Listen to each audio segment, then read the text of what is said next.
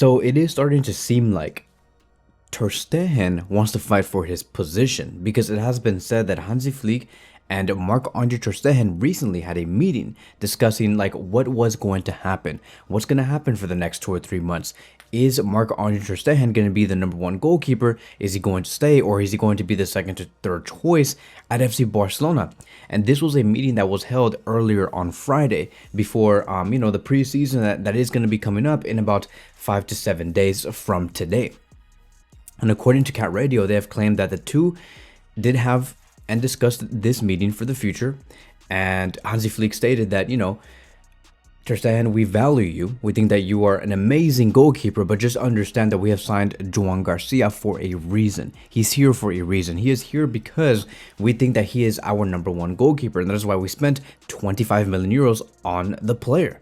And this is a conversation that was actually supposed to happen like way before, but I understand why it has not happened yet, mainly because Hansi Flick just came from vacation. And, these vacations that these players and coaches do take, sometimes I would say like 80 to 85% of the time, they're cut short, right? They're supposed to be out there for like another 2 weeks or something like that, but they cut their vacation short. And that is the reason why we finally have this meeting between Ter Stegen and Hansi Flick. Flick knows that a lot of conversations need to be held. The job is going to be humongous for this summer. Hansi Flick knows that he has a lot of things to cover, and that is the reason why he's like, okay, I'm bored, I'm still on vacation, but I have to go out there. I have to go back to Barcelona. I have to speak to some players because, the season is coming very, very soon. And to be very honest with you, I do find some pros and I do find some cons on this whole thing. And I'm going to be explaining what those pros and cons are. But, this is a very surprising situation because I thought that because, Ter Stegen is 33 years old, which is very young, right? He's 33 years old, which basically means that for an attacker that's like 26, 27 years old, I would expect Ter Stegen to say like, okay, like you think that I'm second or third choice. I can't do that. I'm 33 years old. I'm still young. I know that I just came back from an ACL injury, but I want to play, and I have the World Cup coming in about a year from today. And Ter Stegen is willing to make that gamble. He is willing to fight for a position next to Szczesny and Joan García. And I did not expect him to fight like that. I expected him to say, I don't want to waste any time. I'd rather just go to a different club, maybe Dortmund, maybe like Mönchengladbach or something, somewhere where he can get playing time. Because once again, he's young. There is a World Cup to strive for. And I honestly think that Hansi Flick is a coach that says, it does not matter what your name is. It does not matter what your last name is. It does not matter what you did in the past 10 years. If you are not good enough for right now and for the next season, I'm not going to place you. If I see somebody better than you that has a lesser name, he's lesser known, but I see him doing better performances out there when he's on the field, I'm going to place him over you. That is the type of coach Hansi Flick is. He is not somebody that says, oh yeah, because Messi is Messi, he's going to be over Lamine Yamal. No, if Lamine Yamal and Messi were in the same team today, Yamal would be over Messi today, based off what Hansi Flick wants in the attack. He would say, I'll put Yamal over Messi only because that is what I'm looking for. To him, the name does not matter. Now, I know that's going to spark like a whole other different conversation. I know that that's going to, like, hypothetically speaking, that is a very interesting video to make. Like, what would happen if Messi and Yamal were in the same team? Who would be starting on the right wing position? Ideally, I would like to see Messi on the cam position, number 10 position, with Yamal on the right. But, that's a whole other different conversation. But you guys understand what I mean here. It's a strange situation because Szczesny, to me, the past 10 to 12 months showcase that this is a goalkeeper that is not finished. He is a goalkeeper that can still perform and provide tremendous value.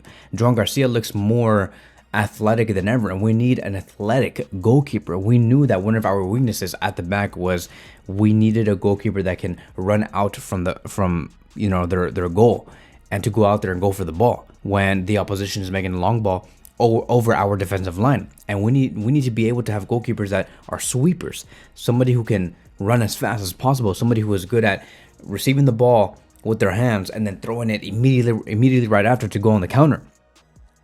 Those are the type of things that Hansi Flick does want from his goalkeepers, and Joan Garcia provides exactly that. So it's going to be a very interesting battle. Very much it is going to be. It's similar to the situation of the attack where I talk about how Rafinha is going to be there on the left wing with Marcus Rashford. Could Marcus Rashford find those battles, find those strengths where he can overcome and say that, Yamal should sit down because I do this. Rafinha should sit down because I do this. Lewandowski should sit down because I do this. Ter Stegen is the exact same thing. He's going to have to say, I can bring these qualities, therefore this player needs to sit down. And he's going to have to prove to Hansi Flick, but as of now, it does seem like in terms of speed, right, and acting like a sweeper, Joan Garcia has it. In terms of a goalkeeper that we need for like a shot stopper, right, pure shot stopper, Szczesny has it.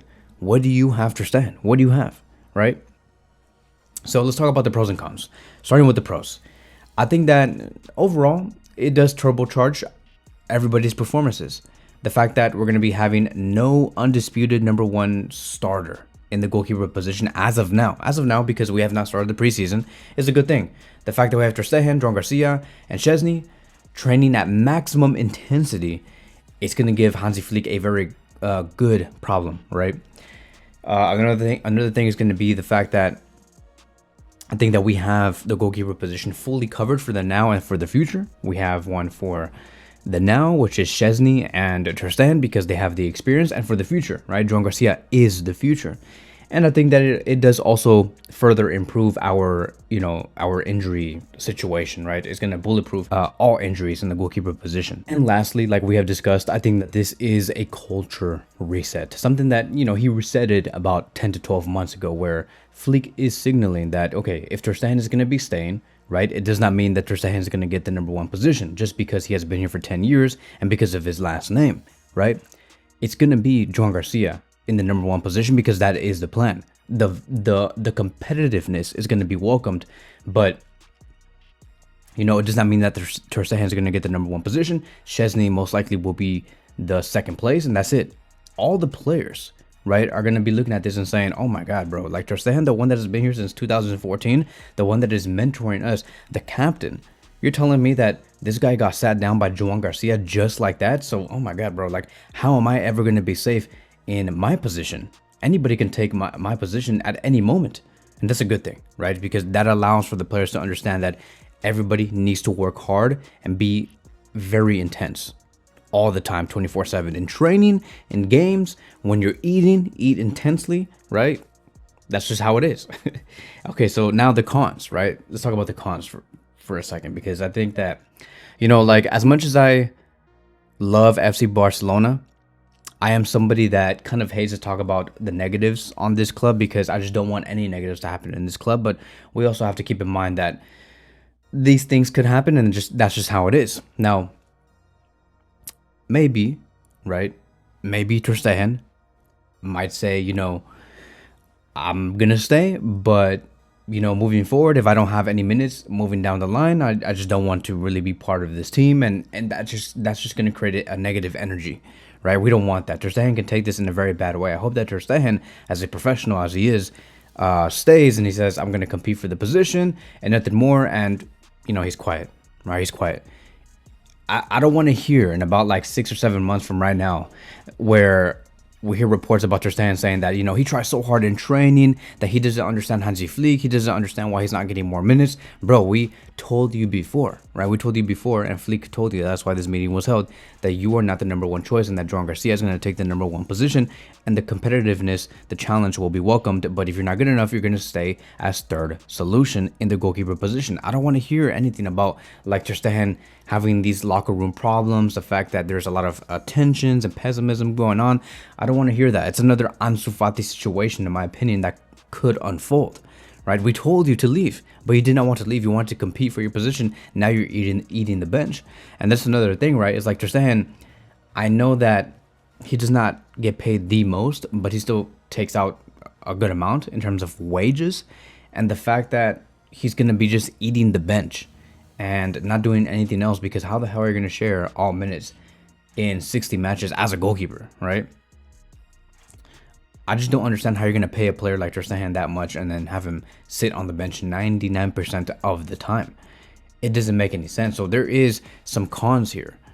And I hope that everything does get resolved. I hope that everything, maybe, I want two scenarios to happen, right? Either one of these two. Point number one would be, okay, if Ter Stegen has continuity and he says, I want to fight for my position, good. Let's bring the healthy competition and nothing more. No tensions, no nothing. Bring healthy competition. You're more than welcome to sit on the bench. If it allows for Joan García and Szczesny to get better in the future, good, right? You grow these goalkeepers and you're fine. That is my number one scenario, and that is what I want. The second scenario that I would want, if that does not happen, is Ter Stegen to just leave in the summer, and that's it. Just call it a day. He leaves. We get our funds that we were looking for, and we just move on from there. So let me know in the comment sections down below. What do you think should happen with Marc-André Ter Stegen? Do you welcome his continuity, or do you want to see him leave? Once again, let me know in the comment sections down below. Thank you guys so much for watching, and I will see you guys in the next one.